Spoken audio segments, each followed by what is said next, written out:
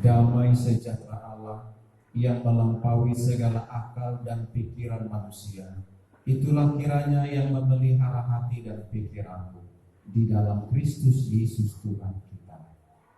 Amin. Silakan duduk saudara-saudara terkasih. Shalom bagi kita semuanya.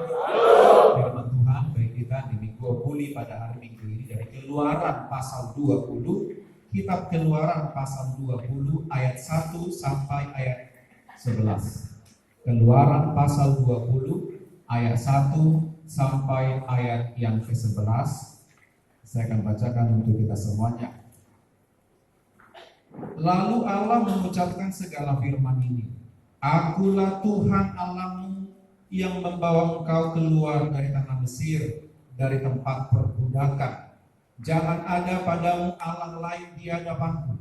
Jangan membuat bagimu patung yang menyerupai apapun yang ada di langit di atas, atau yang ada di bumi di bawah, atau yang ada di dalam air di bawah bumi. Jangan sujud menyembah kepadanya atau beribadah kepadanya. Sebab aku, Tuhan Allahmu, adalah Allah yang cemburu, yang membalaskan kesalahan bapa kepada anak-anaknya, kepada keturunan yang ketiga dan keempat dari orang-orang yang membenci aku.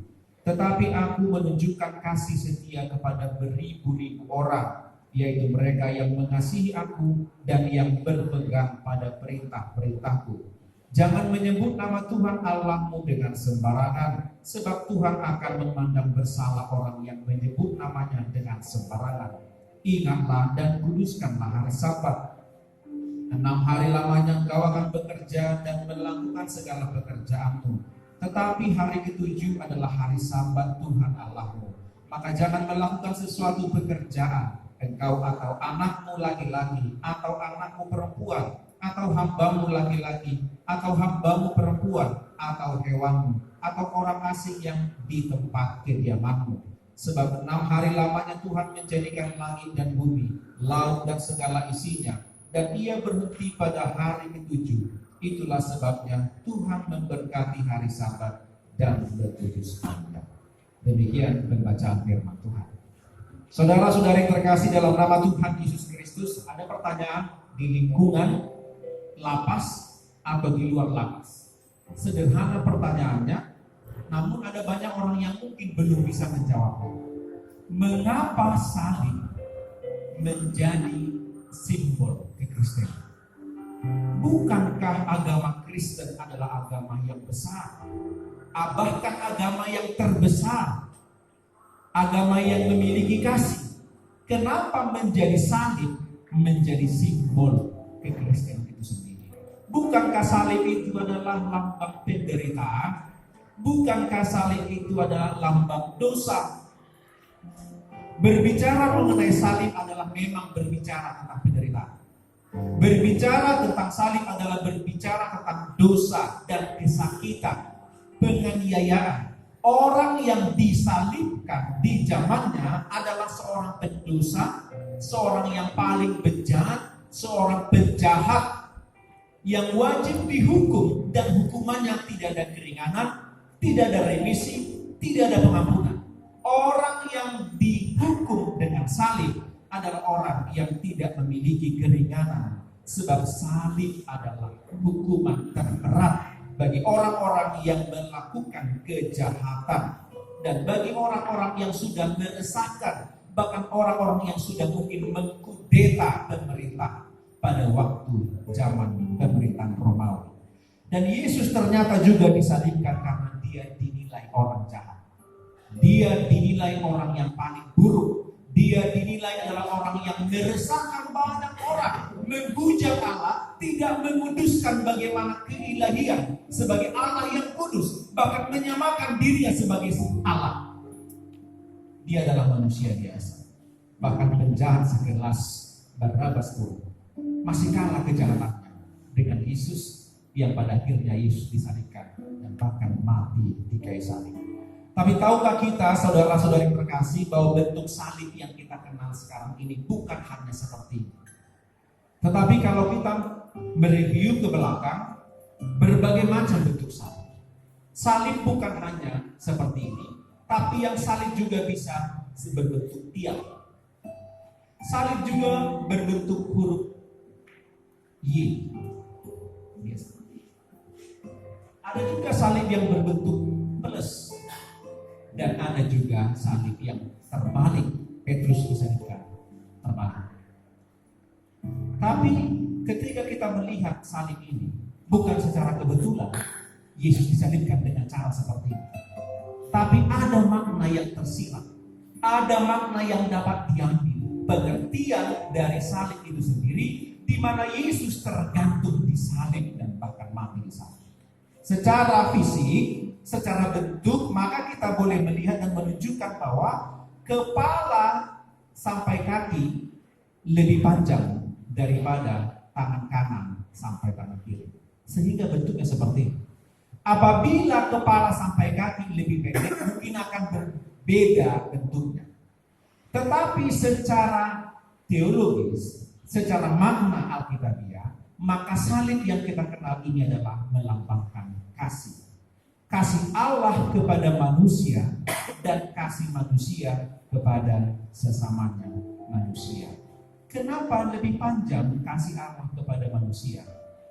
Sebesar apapun kasih kita kepada manusia, sebesar apapun, sedalam apapun cinta kita kepada manusia, pertolongan kita kepada manusia, sebanyak apapun pengampunan yang kita berikan kepada manusia, itu belum apa-apa ketika kita bisa melihat kasih Allah jauh lebih panjang, kasih Allah jauh lebih besar, lebih dalam pengampunan yang diberikan oleh Allah itu tanpa syarat, sehingga secara vertikal itu lebih panjang daripada secara horizontal. Dan itu tertuang dalam hukum yang terutama dan yang pertama yang sudah kita baca tadi. Kasihilah Tuhan Allahmu dengan segenap hatimu, dan kasihilah sesamamu dirimu seperti dirimu sendiri. Itulah yang kita baca dalam perikop kita pada saat ini, hukum Taurat yang diberikan Tuhan Allah kepada Musa di Gunung Sinai, yang menjadi perikop khotbah pada hari ini. Mengasihi Allah adalah menghormati kedudukan Allah. Mengasihi Allah, menghormati Allah dengan tidak menduakan Allah. Mengasihi Allah, tidak menyembah berhala atau patung-patung dewa-dewa. Mengasihi Allah dengan segenap hati, dengan segenap akal, jiwa, dan kekuatan. Tidak menyembah dan percaya pada kuasa-kuasa dunia, sekalipun dunia memiliki kuasa dan energinya sendiri. Mengasihi Allah, tidak menyebut nama Tuhan Allah dengan sembarangan. Mengasihi Allah, tidak merendahkan kedaulatan Allah sebagai pencipta alam semesta. Mengasihi Allah, mengingat persekutuan dengan Dia pada saat beribadah. Pertanyaannya, mengapa kita harus mengasihi Allah? Mengapa kita perlu mengasihi Allah? Jawabannya, karena Allah lah yang sudah terlebih dahulu mengasihi manusia, sehingga kita pun wajib mengasihi Allah. Jadi kasih itu bukanlah lahir dari ide manusia. Jadi kasih itu bukan lahir dari pemikiran inisiatif manusia. Kasih itu bukan bagaimana kita mengasihi Allah, tapi kasih itu bagaimana Allah mengasihi manusia, sehingga kita pun perlu mengasihi Allah dan perlu wajib mengasihi sesama kita manusia. Akulah Tuhan Allah yang membawa engkau keluar dari tanah Mesir, dari tempat perbudakan. Allah yang memberikan kebebasan pada awalnya, Allah yang memberikan kemerdekaan, Allah yang memberikan kelegaan, kemenangan pada bangsa Israel yang pada saat itu terjajah. Tertagan di Nasida, mati bangsa Mesir. Mereka terjajah, mereka tersiksa, tapi karena kasih Allah, Allah membawa umatnya, bangsa Israel, keluar dari penjajahan. Jika Allah tidak membebaskan, maka mereka akan hidup dalam penjajahan terus-menerus. Jika Allah tidak memiliki inisiatif untuk membawa Israel keluar dari tanah Mesir, maka Israel sampai sekarang tetap menderita. Israel atau kita manusia tidak bisa hidup dengan kekuatan kita Kita manusia tanpa Tuhan butiran debu. Kita manusia tanpa Tuhan kehilangan arah.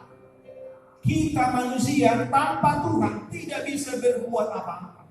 Kita manusia tanpa Tuhan seperti rumput yang segera lisu, yang tidak memiliki kekuatan apa-apa. Karena kondisi seperti ini, manusia pun wajib mengasihi Allah. Karena Allah yang sudah membebaskan manusia, karena Allah yang sudah mengampuni manusia, karena Allah yang sudah berikan kesempatan kepada manusia berkali dan berulang-ulang ketika kita sudah melakukan kesalahan dan pelanggaran. Namun pertanyaannya, bagaimana aku bisa mengasihi Allah? Allah yang aku percaya tidak aku lihat. Bagaimana cara aku bisa mengasihi Allah? Allah yang aku percaya tidak bisa aku sentuh. Di mana Allah itu? Bagaimana aku bisa mampu mengasihi Allah dengan sempurna? 1 Yohanes 4 ayat 20 menjadi jawaban atas pertanyaan ini. 1 Yohanes 4 ayat 20 menjadi jawaban. Mengasihi Allah adalah mengasihi manusia. Jika ada orang yang mengatakan aku mengasihi Allah tapi membenci saudaranya, dia adalah seorang pendusta. Bagaimana dia mungkin mengatakan mengasihi Allah yang tidak dapat dilihatnya, sementara manusia sesamanya yang dapat dilihatnya tidak bisa dikasihi. Mengasihi Allah adalah mengasihi manusia. Keduanya simultan, keduanya berjalan berdampingan, keduanya berjalan bersamaan. Tidak mungkin kita mengasihi Allah tapi mengabaikan kasih kita kepada sesama manusia. Sebaliknya, tidak mungkin kita mampu mengasihi manusia dengan tulus kalau tidak ada kasih Allah dalam hidup kita. Itu mustahil. Jadi berbicara tentang kasih terhadap Allah bukan sebatas pada hidup kita, bukan sebatas bagaimana kita menyembah Tuhan. Berbicara mengasihi Allah bukan sekedar ritual peribadahan, membaca firman Tuhan, berdoa, menyatakan firman Tuhan, bukan hanya sekedar itu. Sekalipun itu penting sekali dalam hidup kita, tapi kehidupan ritual kita, penyembahan kita harus dibuktikan dengan kesetiaan kita untuk peduli, mencintai, mengasihi sesama kita manusia. Istilah cacat dan buta. Orang yang mengasihi Allah tapi masih mengabaikan kasih pada manusia, orang yang mengasihi Allah tapi masih belum mencintai sesama manusia, masih belum mengampuni sesama manusia, dia adalah cacat karena kasihnya belum sempurna, yang ada stagnan. Lihat di sini, hanya mengasihi Allah tapi belum sempurna, sementara kasih Allah harus ditunjukkan dengan kasih kepada manusia. Orang yang hanya mengasihi Allah, yang bertekun dalam doa pribadi tapi melupakan bagaimana kesengsaraan sesamanya, dia adalah orang yang cacat. Sebaliknya, orang yang hanya peduli, mengasihi, menolong, membantu, meneguhkan sesamanya tapi tidak ada kasih Tuhan di dalamnya. Orang yang menolong, mengampuni, mencintai sesamanya tapi enggan untuk beribadah, mengatakan aku pun bisa beribadah di kamar, aku tidak perlu beribadah bersekutu dengan orang-orang percaya dalam ibadah setiap hari atau setiap minggu. Orang yang suka memberi bantuan bagi orang yang membutuhkan tapi masih menyatakan aku bisa tanpa Tuhan, adalah orang yang buta karena dia tidak tahu diri. Ketika dia mampu mengasihi sesamanya, ketika dia mampu menolong sesamanya, ketika dia mampu mengampuni sesamanya, dia lupa bahwa Allah yang sudah terlebih dahulu menolong, mengampuni, dan mencintai dia. Dia pikir dia adalah orang yang beriman. Ternyata dia hanya orang yang bisa berteman. Dia pikir dia sudah hebat dengan membantu orang, padahal dia hidup karena bantuan orang. Karena dia hidup bantuan dan belas kasihan orang. Oleh karena itu saudara-saudara yang terkasih, hiduplah di dalam kasih kepada Allah. Hiduplah di dalam kasih kepada Allah. Buang patung-patung berhala dalam hidup kita. Apa itu patung berhala? Buang kebencian. buang akar pahit, buang iri hati, buang dendam, buang semua rasa cemburu yang berlebihan. Jika kita mengasihi Allah, maka kita harus membuang segala sesuatu yang jahat. Buang rasa cinta pada dunia, harta, tahta, jabatan, uang yang bisa melebihi cinta kita kepada Tuhan semesta. Ingat beribadah. Mencintai Tuhan tidak mengabaikan ibadah. Mengasihi Tuhan terus mencintai, menguduskan hari beribadah. Mencintai Tuhan terus hidup dalam kekudusan. Mencintai Tuhan tidak sembarangan dalam peribadahan. Mengasihi Tuhan tidak dalam kesewenang-wenangan dalam peribadahan, tapi hidup dalam ketertiban dan keteraturan. Mencintai Tuhan, ingat, berdoa, membaca firman Tuhan. Hari ini lihatlah, ada banyak orang-orang yang menunggu kita berikan senyuman, kita berikan pertolongan, kita berikan bantuan kepada orang-orang yang membutuhkan. Sekalipun mereka musuh kita, sekalipun dia selalu menyakiti kita, sekalipun dia selalu mengecewakan kita, membuat kita kesal, membuat kita sakit hati, bencilah sikapnya, tapi jangan benci orang. Cintai dia, dan tanpa dia ketahui, doakan dia, sebutlah sebagai bukti wujud cinta kita kepada Allah. Selamat mencintai, mengasihi Allah. Amin. Kita berdoa. Kami bersyukur karena cinta-Mu, ya Allah, dalam kehidupan kami, memberikan kami kepastian bahwa hidup kami harus bermakna, berbuah untuk mampu mengasihi sesama kami manusia. Dan kami sadar kami tidak memiliki kekuatan apa-apa. Tanpa Tuhan kami kosong. Tapi berjalan dalam Tuhan, kami memiliki Roh Kudus yang terus-menerus menolong membantu kami. Biarlah hidup kami diperbaharui hari lepas hari. Tolong kami Tuhan untuk mampu mencintai Allah dan mencintai sesama manusia. Dalam nama Yesus kami berdoa. Amin.